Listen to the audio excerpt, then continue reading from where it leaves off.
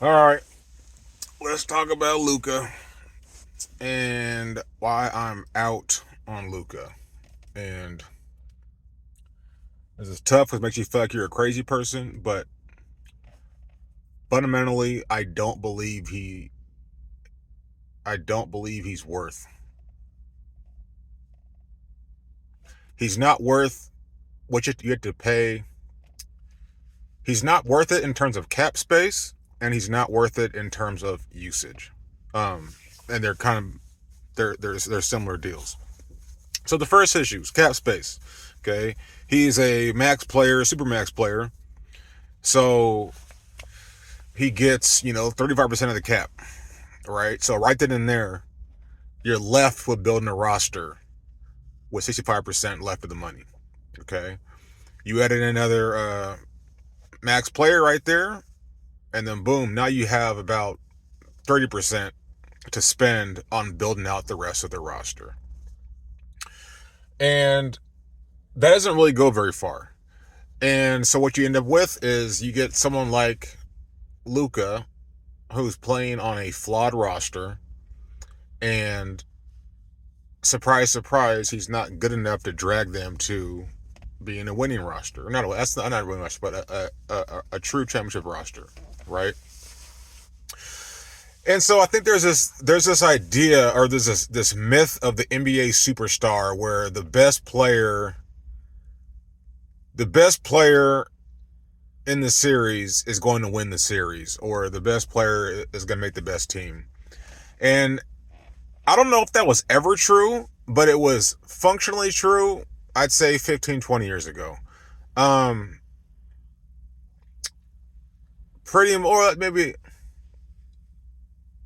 yeah, about 15, because I would say the Celtics' big three officially ended that era of just having the best guy tip the balance for you. Um, and I can go that later on, kind of like what's changed to make that happen or whatnot. But we've seen this, and like it's happened over the span of LeBron's career. And in real time, it's hard to see because it's easy to just look at LeBron and be like, well, he's not Jordan, so there's this his finals record is an indictment on him, right? Because he went to the finals 9 times or whatever, only won four, whatever it was his record 4-6 or whatever. I don't Doesn't matter. Point is easy to take to make. I don't think it's holding up right now because if you look at what LeBron lost to, is he couldn't drag that sorry Cleveland team to a title. Go back and look at those rosters. Tell me those teams are good. You're not. It's a joke. They weren't good. And then he wasn't good enough to make a win. Okay, so he had to leave, and he left. Part of that was he was getting beat over the head by Boston, and they had their big three, who was great and dominant in the superstar team. Um, but even just saying that, I don't want to get away from the fact that that big three had a good basketball team, and they fit together. Those three pieces: Pierce, Ray Allen, KG, they fit together well, and they could defend. Yeah, it was a well functioned roster. It wasn't like LeBron's big three, where they literally gutted the team because they had to scrap up the money to pay for Bosh, Wade, and LeBron, right? And so even with them all having to take little haircuts, um, the roster was garbage. Like, look at that first Miami Heat team. That roster was horrible. And just because you use, it's what you had to do. You just had to just find 5 or 6 warm bodies to play with these dudes, right? They imploded against the Mavs, who were the better team. That's going to be a key theme here. There was a better team, but people were more interested in using or reveling in LeBron's failure rather than peeping what was going on right there, which was a well-functioning team beat a team of superstars who didn't fit that well together yet and didn't have a functioning team around them. remember that first year, LeBron and Wade, they weren't really clicking that well. They were both trying to be the guy. And so they were kind of working against each other. So it didn't really work out that well. It didn't work out until Wade had the maturity and the self-awareness to realize that their best option was with LeBron as the guy. And so Wade took a step back and he made himself fit into with LeBron. So anyways, I went too deep into that. They won 2 out of 4. Lost to the Mavericks, were the better team. The next 2 iterations of the Heat team were good teams. They brought us more pieces. People like Shane Battier, Mario Chalmers on a rookie deal, and then a bunch of aging vets, right? But so they made that work. Then they lost to the Spurs 2014. And I still say to this day, that's the best team I've ever seen play, that Spurs team. And they were the best team I've ever seen play because every single player on that team could dribble, pass, and shoot. And so you can trap one of them, and they can just swing to the next guy. And if he was open, he could knock it down. I want to say they shot like 40% from 3 as a team that series, right? So every person was knocked down. Everyone could all make the next pass. So you trap one person, they kick it out. The defense scrambles to rotate, and you just make the extra pass. And then the next guy, it's his turn to get the ball, and he can either shoot the open shot, dribble past his guy who's closing out on him, and go for a layup, or make the next pass, right? Everyone was marveling about Boris Diaw killing, right? Because you couldn't stop him because he was one of many. But the point was that team was just, they were too well balanced, too organized, that even with this juggernaut of the Heat team, they couldn't guard them because you just couldn't. There was no weak spot. Like usually you can force the ball into your best hands and put it into limited players, force them to make plays. You couldn't do it to that team. They could move the ball around that you couldn't. No gimmicky defense was going to stop that. Okay. So that was, again, the better team won, and that was 2014. Then after that, what happens? You got the rise of the Warriors, who, while having superstars, the key to them has always been they have a phenomenal roster. And Kerr understood that roster, and he built a system that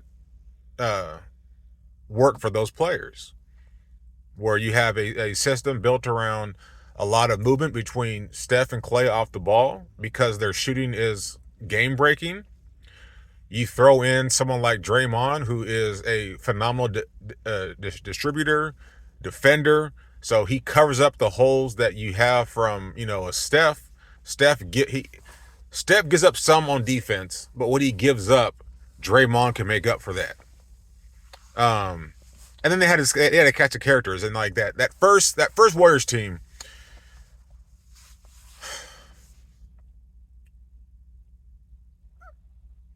More talent than that Spurs team. The Spurs team played the best basketball. That Warriors team were probably better in regards that they sacrificed nothing.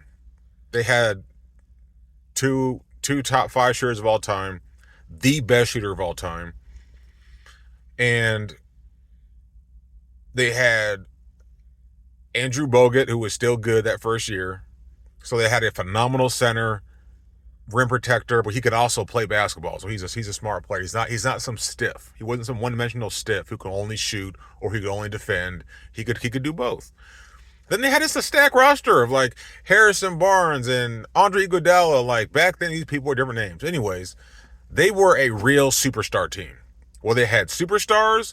Also, they had elite role players, and they all fit together. It was just a brilliant team. It's brilliant front to back. Then you add in KD. right? And that's that run right there. That's that long run of things. You had Cleveland broke that monopoly one time, and that was because they had a stacked roster with Kyrie playing out of his mind, and they had a good cast of characters around him, like people like Shumpert, J.R. Smith, Shane Battier again. Wait, is it Shane on that team? I don't think he's on that team. But anyways, you get what I'm saying. Like that was a good Cleveland team. It wasn't just LeBron. Like LeBron the year before when he lost to the Warriors, when it was just him and Kyrie was hurt, and he had his like 45 point, whatever. Like his numbers were good, but like you can't win that way. And that was his only thing he could do. So I'm not saying that's as anything against him, but it's like we all saw that, even though despite how gargantuan his effort was, it's not enough. Like you need more than just that. Okay, so keep that in mind. After you got after the Warriors, you got the Raptors, phenomenal team, who they just added on that one more piece, which was Kawhi. Remember, this is the team that they just couldn't get over the hump of beating LeBron, but with DeRozan and Lowry, they were at the top of the East for a while, right? So they always had a good roster, always had a good team. This DeMar and Lowry they weren't good enough to be your best guys. So you take that roster and you swap out DeMar DeRozan for Kawhi, and your whole thing flips up. Because now you have a superstar player, but now he's playing in a functioning team that fits with him, right? So it all jives, and they were cold. And so they won. A healthy Warriors would have beat them, but the point is you're seeing a clear trend here. Competent teams with superstars win. Superstars without competent teams, they don't win. And it's easy, again, to look at LeBron and look at his finals record, but I think it's the wrong takeaway. The point is that strategy is a bad strategy. That even if you have LeBron James, who I believe is the best player to ever play the game, but even if you don't believe that, it's still the same point. As good as LeBron is,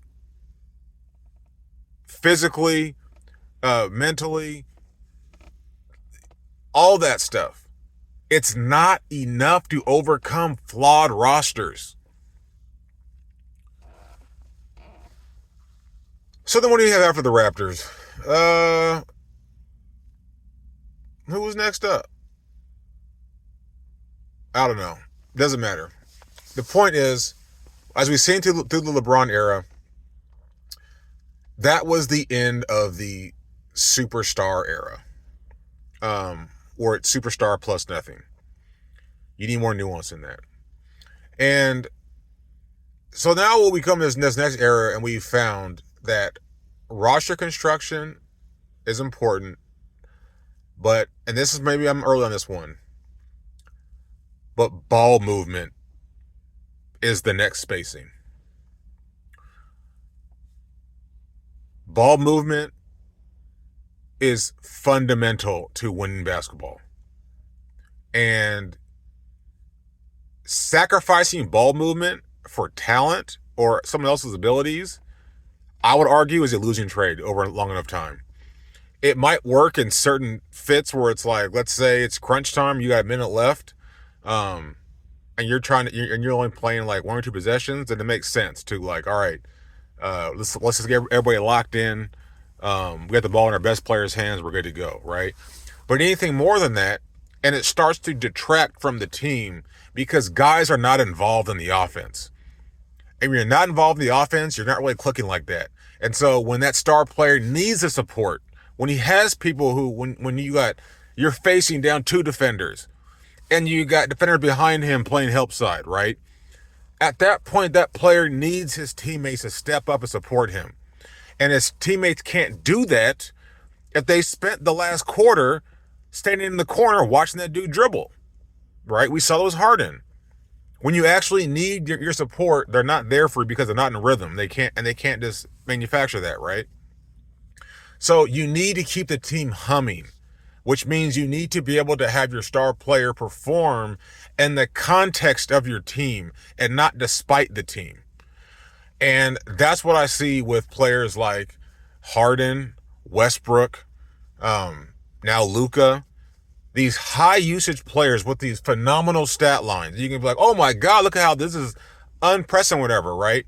There is a cost, and it's a hidden cost. Because that play style, it robs from the other four guys. And you get much less out of them.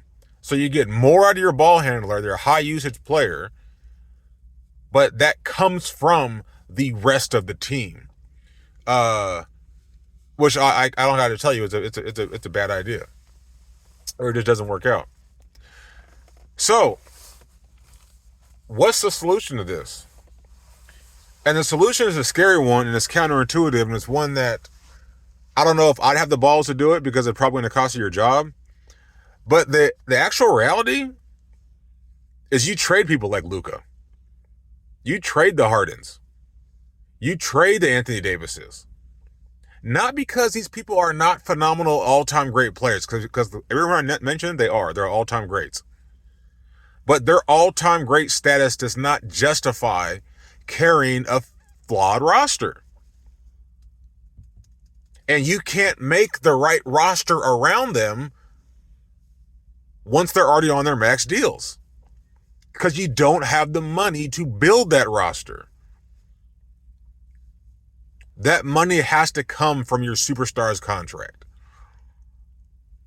So either they give back money, which I don't condone and I don't believe in, and you can't do once they're under contract, or you package up that player in that contract, you sell them to another team, and you get back a lot of draft capital and young players.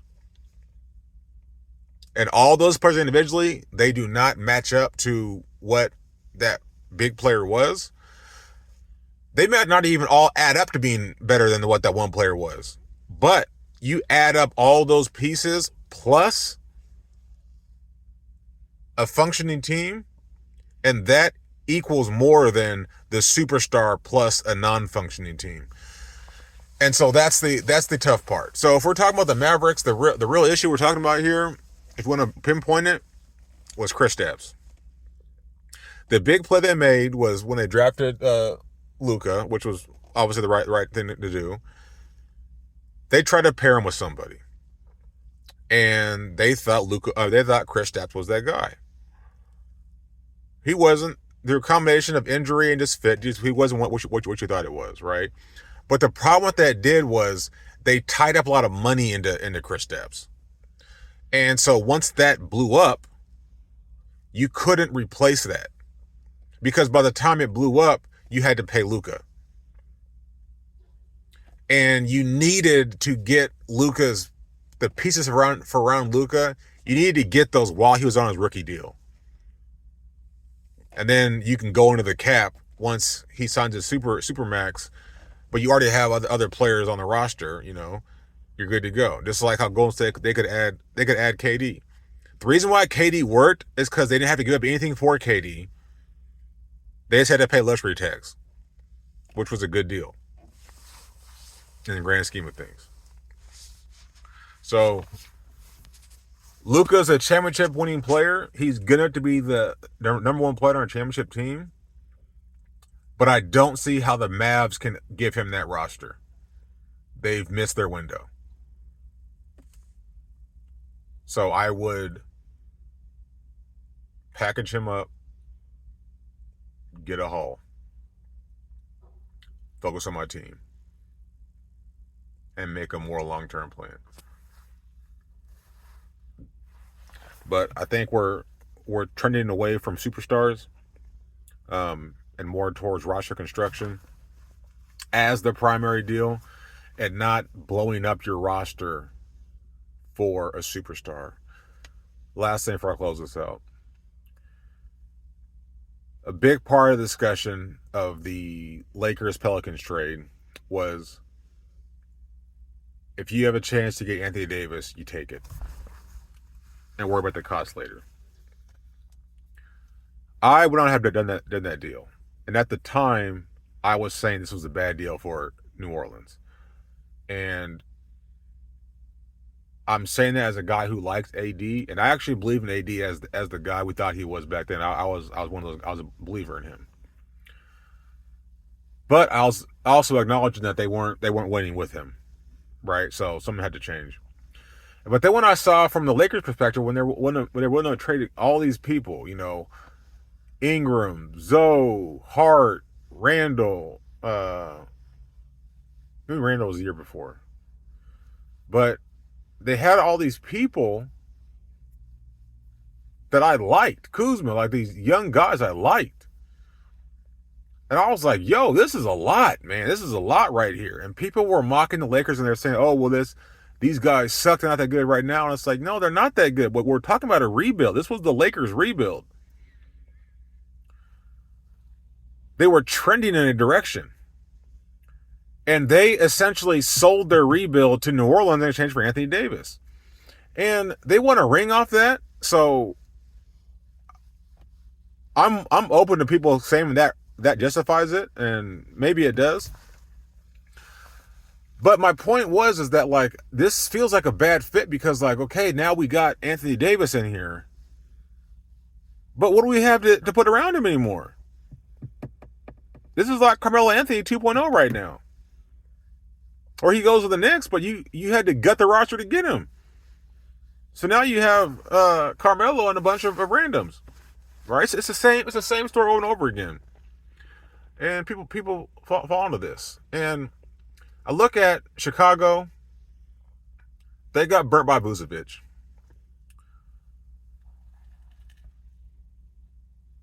You look at the Wolves.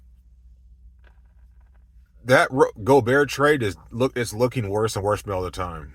And not so much that it's a disaster for Minnesota, but because you can see how Utah absorb those quality basketball players Minnesota that Minnesota needs right now. Losing Vanderbilt, who I loved. What's my man's name? The shooting guard. Anyways, he was nice. And then Beverly, they didn't trade him, but they lost him, whatever. But like, they lost some good pieces. They lost some really good pieces that made their team go. And I don't think it's worth it. I think when it comes to superstars, I don't think there's as many of them as we think they are.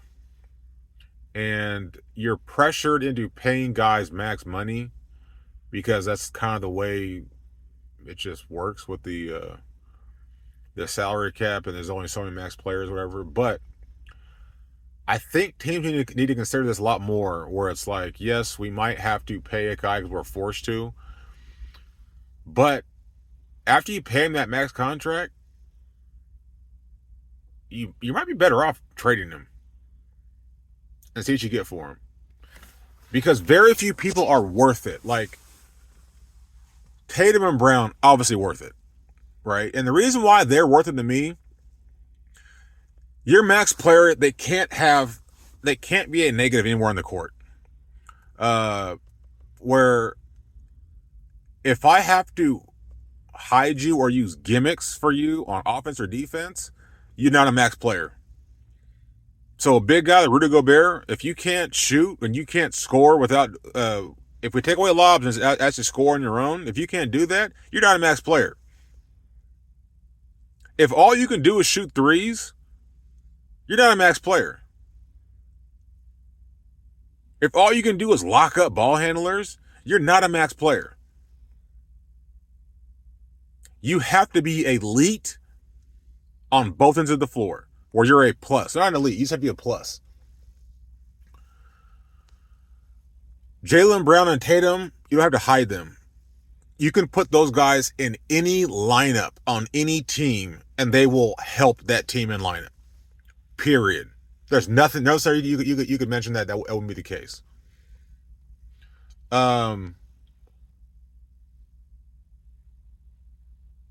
Yeah. You need versatile people, and your superstars, you have to be able to build around them. You can't afford for your superstar to be missing. And this is what I'm going to close with. The issue with people like Luka is you end up being limited in your roster construction because they can only play in certain play styles. So that means you're limited number of people you can bring in, because you might bring in a player who has good skills, but maybe his skills don't mesh with Luka's specific play style. And I'm highlighting Luka right now, but this is not really meant to be like an indictment of him, but it's harder than people realize to build a roster around players like that. And because their name is so great that people expect more out of it, and they don't allow you to really look at this thing honestly. So, wow.